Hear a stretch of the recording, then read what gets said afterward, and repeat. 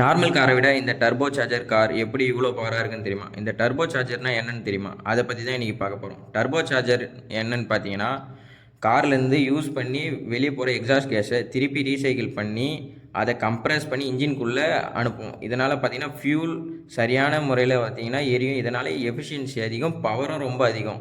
இது எப்படி ஒர்க் ஆகுதுன்னு பார்த்தீங்கன்னா, இந்த டர்பைன் வீல் பார்த்தீங்கன்னா அதேமாரி இந்த டர்போ சார்ஜருக்குள்ளே இருக்க ஃபேன் பார்த்தீங்கன்னா ரொட்டேட் ஆகும். இதனால் பார்த்தீங்கன்னா எக்ஸாஸ்ட் கேஸை வந்து ரீசைக்கிள் பண்ணி திருப்பி கம்ப்ரஸ் பண்ணி இன்ஜின்குள்ளே அனுப்பும்.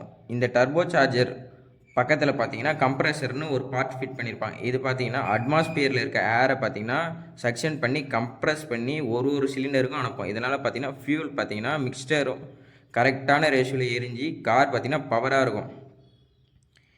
இதோட அட்வான்டேஜ்னு பார்த்தீங்கன்னா சின்ன இன்ஜின்லேயும் பெரிய பவரை பார்த்தீங்கன்னா நம்ம எதிர்பார்க்கலாம்.